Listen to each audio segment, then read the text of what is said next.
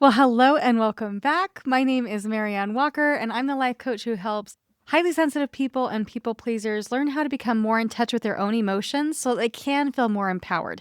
I know that you are highly aware of other people's emotions, and I really want to look out for you. So today, this episode is actually part 2 of our 2-part series on anger. Last time, we talked about why anger can feel so unsafe for people pleasers and the many ways that it tends to show up for people pleasers. And today we're going to be taking it a step further. We're going to be talking about what anger is here to teach you. Because when we're able to reframe what anger is all about in our minds, then we're able to recognize that anger is not a problem to fix, but anger is there to teach us and to support us. It's there to keep us safe. So anger is not the enemy. Anger is actually a very protective energy. It motivates us to stand up for ourselves. It kind of acts like a check engine light. It tells us when a boundary has been crossed. It lets us know when we have an unmet need, or it lets us know when a value has been violated. And without it, people pleasers really risk just staying in silence and remaining in these unhealthy dynamics. It's going to keep them stuck if we're not able to utilize anger as the teacher that it is. So instead of shaming yourself for feeling angry, I want you to practice being curious about that anger. Practice asking the question, what is this emotion here to show me? So there are 3 big things that anger is there to teach us. First of all, it's going to let us know where maybe a boundary has been crossed. It's also going to give us information about our value system and let us know about our unmet needs. So we're going to talk about each of those things. So in regards to boundaries, anger often shows up when we need to put a boundary in place or when someone has crossed our boundary. For example, this is maybe putting your phone on Do Not Disturb or putting limited hours on it so that, okay, I'm only going to be using my phone during these times because so-and-so keeps calling during nap time or after my bedtime and sleep is important to me. Or maybe somebody only calls you when you're at work. And so you can use your digital boundaries when you notice that anger that, oh, I'm angry that they're calling me during work, but I could also just set a digital boundary of turning my phone on Do Not Disturb and not answering it. I want you to remember that when it comes to boundaries, boundaries are not, you cannot do this to me, but instead, oh, I can see that you're choosing to do this and I'm going to choose to do this anytime that happens, right? So if they are calling you every day on your lunch break and you just need to focus on your lunch break so you can feel a bit more rejuvenated, it's okay to just not answer your phone or to turn it to Do Not Disturb. Another example of a boundary might be just deciding ahead of time that, you know what, I'm not going to talk politics with that friend or family member anymore. It's not going well, so I'm just not going to talk politics with them. If politics come up, I'm going to change the subject. I'm going to already have an idea of a few other topics that we could talk about that are less controversial and going to create less contention in our relationship. So you can be proactive about that, oh, I would rather talk with you about something that's not politics, and set that as a boundary. Or maybe you have a friend that they like to call you last minute for things that really don't need to be a last minute thing, right? So in other words, they're trying to make their urgency your emergency when it just really isn't. So maybe it's time to set a boundary with them. When you notice that you're feeling angry, maybe you want to just let them know, hey, you know what? I'm going to need 24 hours notice if you want me to come and help you. I would love to show up for you, but my time is also valuable. And I cannot just drop things last minute to keep showing up when you have an urgency, right? Because that's usually what it is they have something that feels urgent to them and they want to make it your emergency, but there's a big difference. And actually, I do have an episode on urgencies versus emergencies and how to navigate that. I will link that in the show notes. You can come and check that one out. But I want you to just notice, okay, is this anger here right now to teach me where I need to state a boundary? And then if so, what is that boundary that needs to be put into place? So again, remember, a boundary is not, you can't do this to me, but it's if you choose to do this, this is how I'm going to respond, okay? So really think about when you're experiencing that anger, is this a situation where I need to put a boundary in place? All right, next we're going to talk about how anger can teach us about our value system. Anger is extremely valuable in letting us know what is important to us. Often anger is linked very closely to that righteous indignation. That no, things shouldn't be this way. And we believe deeply that things shouldn't be that way because it's in conflict with our value system. So maybe, for example, you're feeling a lot of anger around politics. That might reveal to you that, okay, what I value is fairness. What I value is equity and inclusion. What I value is people being treated fairly. And so notice, okay, what's happening underneath this? What is my value system? How is this anger reflecting back to me, my value system? Maybe you're experiencing anger in an unbalanced relationship. That might reveal to you that, oh, I value reciprocity. This is a value for me, and I can see I'm not getting that reciprocity that I'm seeking in this relationship. So maybe I want to choose intentionally to invest into the people that are more likely to create that reciprocity. That I can use my value system to see where it is that I want to invest my time and my energy. Maybe your anger is around a lack of gratitude from somebody else. You've been giving and giving and giving, and you're not getting the gratitude that you would like. That might reveal that you really value being appreciated for your hard work. For many of my listeners, they don't really need things to come back to them in exactly the same way. They already know that they're overfunctioners, that they give quite a lot, and they would be extremely uncomfortable if somebody gave back in kind. But acknowledging that, oh, I'm feeling angry because I'm feeling taken for granted. I'm feeling unappreciated, and I value feeling appreciation. And so maybe you want to use that to, again, kind of assess your relationships to see, okay, maybe I do need to invest more into people that do express that gratitude, or maybe you want to just kind of check in with self that, am I expressing gratitude where I need to? Maybe you want to start writing thank you notes. I got a thank you note the other day, and it just made me so happy. And it was just me being me, but they wrote me such a kind note and appreciated me being me, and it just felt so good. So just use it as information that I'm currently feeling angry. Something must be out of alignment with my value system. And then check in with yourself. See if you are in alignment with your value system. For me, I've noticed that when I'm actually able to acknowledge my own value system, I can see that, okay, I'm feeling like this is currently out of my value system and out of alignment with who it is that I want to be. But am I showing up in the way that I want?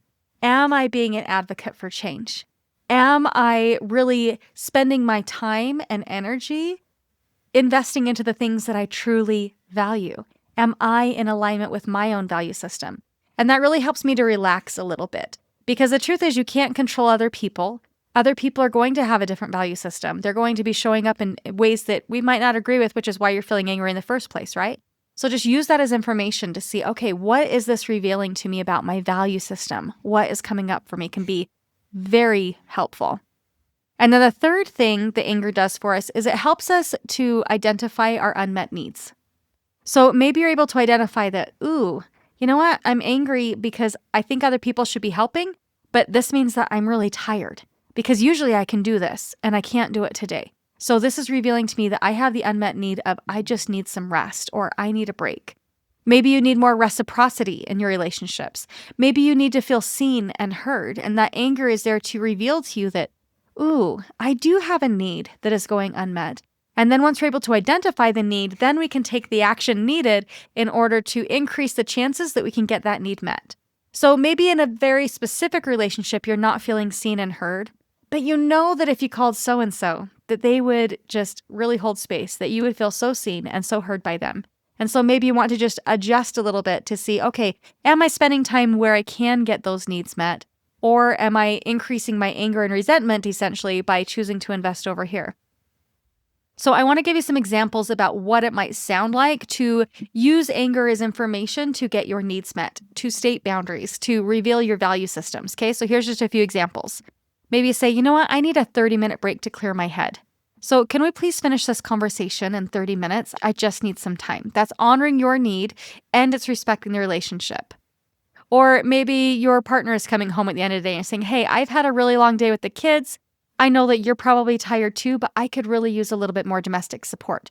Would you please be in charge of dinner and watching the kids for a bit, entertaining the kids so I can have 45 minutes of an uninterrupted bath? That would just be amazing for me. It's identifying the need and being proactive about getting that need met.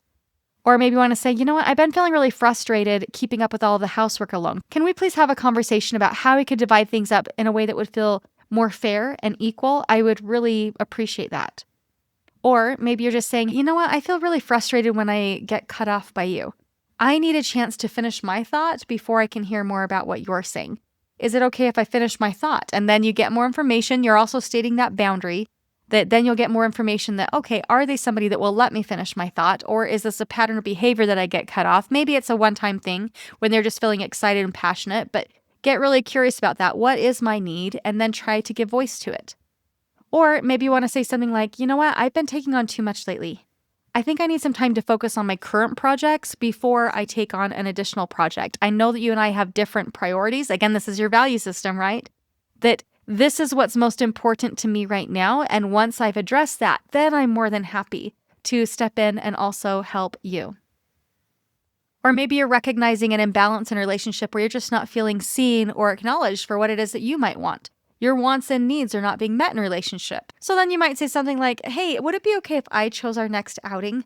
I appreciate all of the work that you've put into finding things that we could do together, but I would also like to pick some things that I think would be fun for us to do together. And I would really love to try out that new restaurant downtown. How would you feel about that? Would you like to go out to that restaurant on Tuesday night or whatever it is? But just identify that, ooh, I really am feeling an imbalance in a relationship because I've been over accommodating. And I would like to intentionally create something here, and I'm going to see if they're willing to meet me where I'm at. Or maybe at the dinner table, you notice that your partner is just kind of distracted. You might want to say something like, hey, I am trying to tell you something important, and I'm not feeling like you're really present with me when you're on your phone.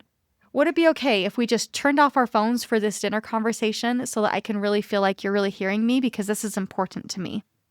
So kind of notice the difference in these statements. These statements, then, they kind of help to move you out of resentment and into connection.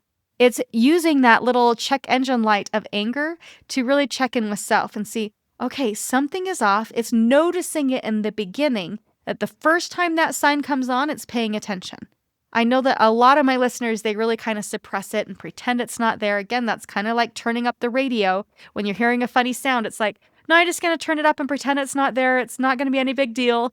But then it ends up costing us a lot more in our relationships.